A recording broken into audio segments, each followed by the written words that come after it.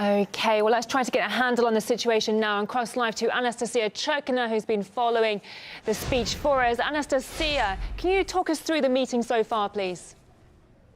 Well, Nikki, there we have it. Theresa May has made her statement where she's laid out the measures that the UK now plans to take against Russia. She said that Russia's response and ignoring Britain's ultimatum and deadline to come forward and basically admit that they are behind the poisoning of Sergei Skripal, which Russia, of course, has refused to do, saying it had nothing to do with that case. Theresa May has described that as a disdain given the gravity of the events that have unraveled, and she has called the Russian state culpable in those events. Now, she's listed a series of measures that the UK is going to be taking, including the expulsion of 23 Russian diplomats from London. She said they have to leave within 1 week, and she's described this as the biggest expulsion of diplomats in terms of numbers in 30 years. There will also be a series of other measures taken, including new legislative powers given to the UK, heightening its defense,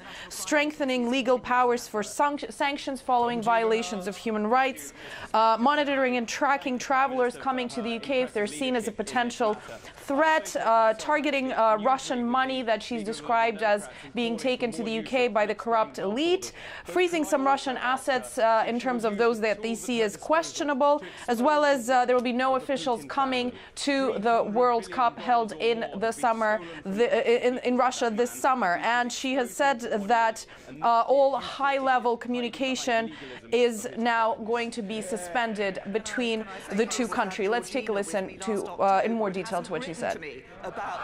Mr. Speaker, there is no alternative conclusion other than that the Russian state was culpable for the attempted murder of Mr. Skripal and his daughter.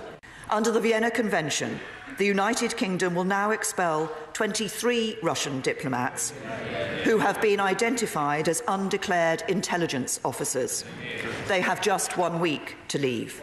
So we will suspend all planned high-level bilateral contacts between the United Kingdom and the Russian Federation. This includes revoking the invitation to Foreign Minister Lavrov to pay a reciprocal visit to the UK and confirming there will be no attendance by ministers or indeed members of the royal family at this summer's World Cup in Russia. Well, the opposition leader, the leader of the Labour Party, Jeremy Corbyn, raised some questions in terms of whether or not the UK government had provided Russia with some facts that it's been asking for, whether or not a formal request for evidence and the sample that Russia had asked for had been met, whether there was any conversation with the Russian government about all of these events. And he said that it's essential to maintain dialogue with the Russian Federation. And to those questions, Theresa May didn't quite give an answer. Let's take a look. Has the Prime Minister taken the necessary steps under the Chemical Weapons Convention to make a formal request for evidence from the Russian government under Article 9.2? How has she responded to the Russian government's request for a sample of the agent used in the Salisbury attack to run its own tests? Has high-resolution trace analysis been run on a sample of the nerve agent, and has that revealed any evidence as to the location of its production or the identity of its perpetrators? And can the Prime Minister update the House on what conversations, if any, she has had with the Russian government? And while suspending planned high-level contacts, does the Prime Minister agree that it is essential to maintain a robust dialogue with Russia? Well, Theresa May, to all of this, had to say that it's not a question of UK diplomacy. This is a question of Russia's culpability.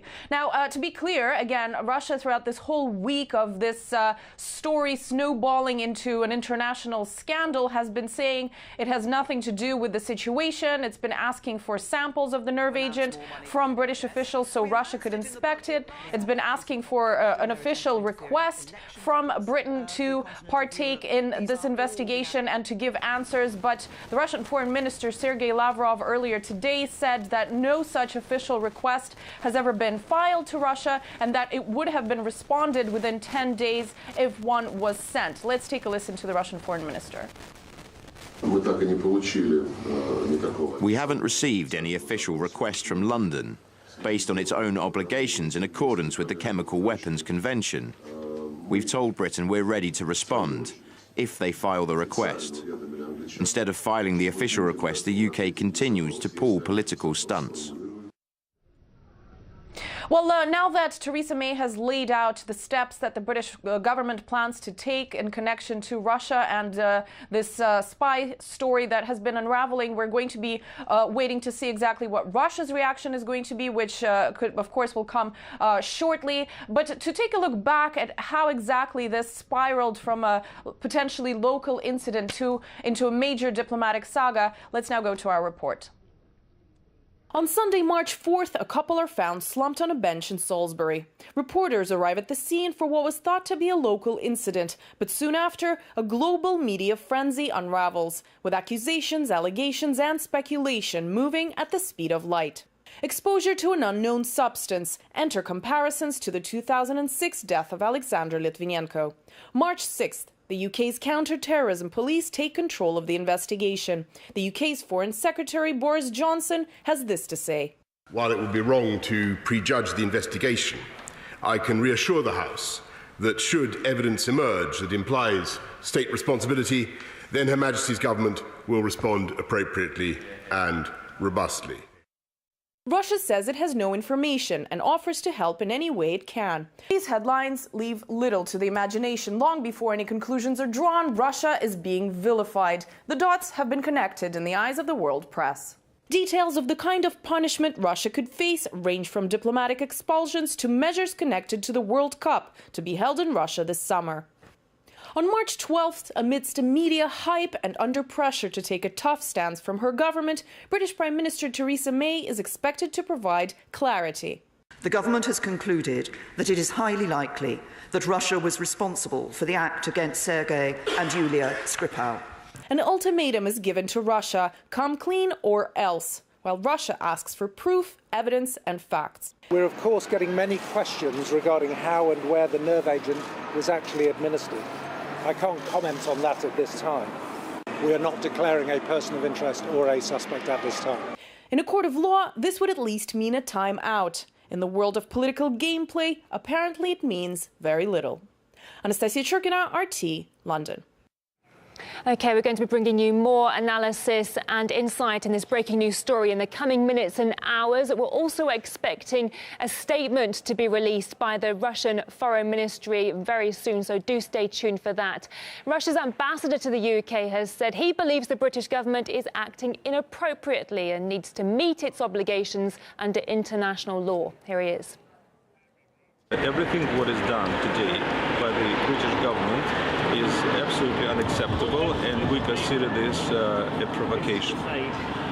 We believe that the United Kingdom should follow the international law, and under these obligations they have on the organization of the prohibition of the chemical weapons, they have to present the request to the organization, and then we're happy to consider this within the 10 days. This is the international law, and of course we are not ready to talk in the way of the ultimatums.